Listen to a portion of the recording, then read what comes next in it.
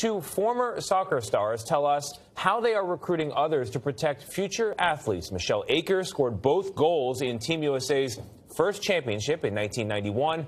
And in 1999, Brandi Chastain helped lead the team to another title. Dr. John LaPook spoke to both of them about why they're trying to raise awareness of a debilitating brain disease. John, good morning. Good morning. Their concern is chronic traumatic encephalopathy, or CTE. It's most associated with football players who have repeated blows to the head and suffer from symptoms like memory loss. Now, these women are helping to launch a landmark study of former female soccer players. I was the target, so I won every punt by the goalkeepers. As far as headers went, easily 50 a game. I mean, a lot. Oh, I did a lot of heading the ball, and very proudly so, and very determined and very aggressive. 2 decades after Michelle Akers and Brandi Chastain celebrated those championship plays. I love you. I miss you. Every day I don't see you, I miss you even more. That is hilarious. The former teammates are still close friends. When I was in elementary school. Michelle has suffered from migraines for decades. I started making myself And both women, now in their early 50s, wonder if their occasional memory lapses are out of the ordinary. When you have those moments, what are you talking about? I can't remember some details of a place we went or somebody's last name, but then my friends seem to reassure me that they too are experiencing that as people in my age group, so I'm thinking, okay, maybe I'm all right. One of the difficulties is how do you determine what's not normal and what is. That's why you're participating in this Yes. study. What's just part of normal aging Yeah. and a senior moment, so-called, Yeah. and what's a problem? Or what is just Michelle? Akers' questions mounted after she saw a 2017 documentary by British soccer legend Alan Shearer, who underwent testing to see if he had any early signs of CTE. So I was watching that and going, oh my gosh, that could be me. It stopped me in my tracks.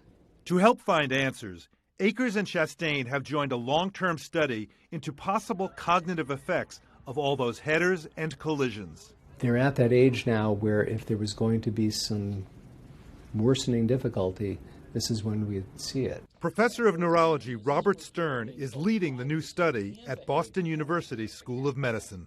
But what we're concerned about for CTE are all of those subtler repeated hits that we refer to as subconcussive trauma. So this protein goes awry in CTE. The study will follow 20 former high-level female soccer players, 40 or older. Baseline testing includes an MRI of the brain and evaluation of cognitive function. There you go. She can take it forward. Findings could impact soccer all the way to college and youth levels. I am concerned that this game played by hundreds of millions across the globe might be played in a way right now that could lead to later life brain disease.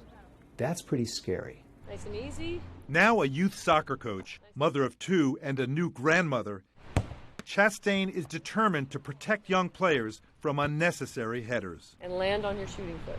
I have absolutely done a 180 on that. Heading 5-story punted balls, no, not going to happen. We're not doing that. While raising her 14-year-old son, Cody, and cheering on the next generation of soccer superstars, Michelle Akers is wondering about her own future. As I'm getting older and I want to have a great life, I'm planning on that. And if not, then I need to prepare. You've had this huge career. Awesome. And you're at a point now where you're thinking, oh, maybe it damaged me in some way. Yeah. Knowing everything you know, would you do it again? I would not be heading a million balls like that. There's no way on earth I would do that again.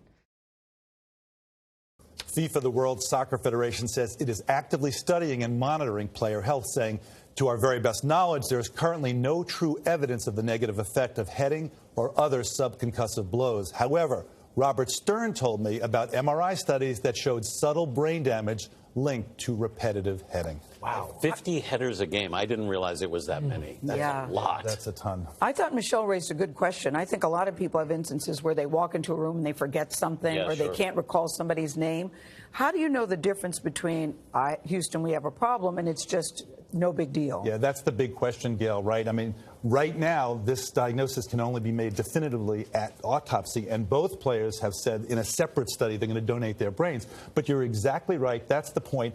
I've had times I can't remember names. I've called my sons Ash, which is the name of my dog. Yeah. Okay, so we all have that, and their point of the study is: can you do blood tests? Can you do cerebral spinal fluid analysis? Can you do scanning? That's going to help you get an answer.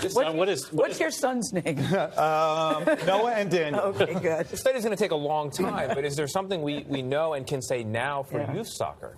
For youth soccer, all Michelle and Brandi and Bob all said the same things, which is, they want people to go out and do exercise. It's healthy, but there are questions. The most important part when you have a problem is first saying, there's a question, let's try to answer it. That's the point of this study. Can I say it was great to see both of them? It was. It really I was. remember them both. They're such good pals. Yes, they're in such good a good, to see them seem both. to be in a good Looking place. great. All right, John, thanks so much. See more of John's interviews with Akers and Chastain tonight on the CBS Evening News. And for Brandi Chastain's tips on soccer safety, go to our website. That's cbsthismorning.com.